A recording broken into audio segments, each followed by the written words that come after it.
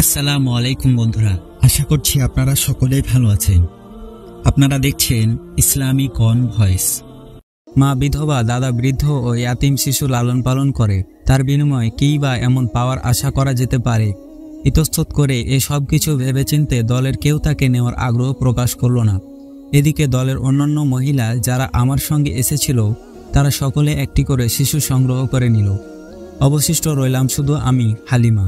আমার পক্ষে কোনো শিশু সংগ্রহ করা সম্ভব হলো না। ফিরে যাওয়ার সময় যতই ঘনিয়ে আসতে লাগলো, আমার মনটা ক্রমান্বয়ে ততই যেন কষ্টকর ও ভারাক্রান্ত হয়ে উঠতে থাকলো। অবশেষে আমি আমার স্বামীকে বললাম, আমার সঙ্গীরা সকলেই দুধ পানের জন্য সন্তান নিয়ে ফিরছে, আর আমাকে শূন্য হাতে ফিরে যেতে হচ্ছে। এজন্য আমি কিছুতেই মেনে নিতে পারছি না। তার চেয়ে বরং আমি সেই এতিম ছেলেটিকেই নিয়ে যাই, যা করেন আল্লাহ।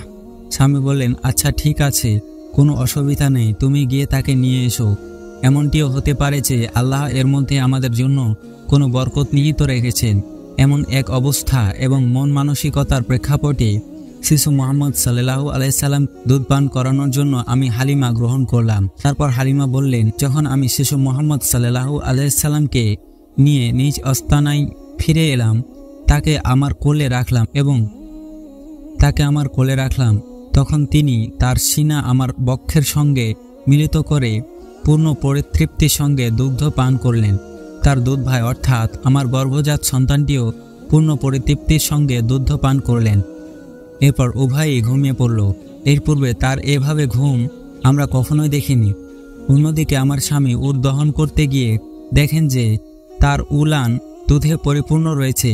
তিনি এত বেশি পরিমাণে দুধ দহন করলেন যে আমরা উভয় তৃপ্তির সঙ্গে পেট ভরে তা পান করলাম এবং বড় আরামের সঙ্গে রাত্রি যাপন করলাম। পূর্ণ পরিতৃপ্তির সঙ্গে রাত্রি যাপন শেষে সকাল হলো।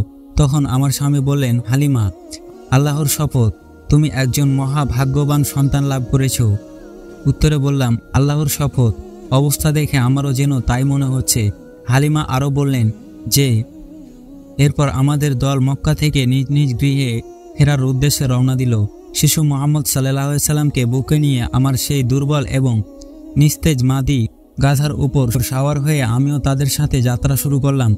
কিন্তু আল্লাহর শপথ, আমার সেই দুর্বল গাধাই সকলকে পিছনে ফেলে দ্রুত বেগে সকলের আগ্রহ ভাগে এগিয়ে যেতে থাকলো। অন্য কোনো গাধাই তার সাথে চলতে পারল না। বন্ধুরা, আজকের মতো এ পর্যন্তই। সকলে ভালো থাকবেন, সুস্থ থাকবেন। আল্লাহ হাফেজ।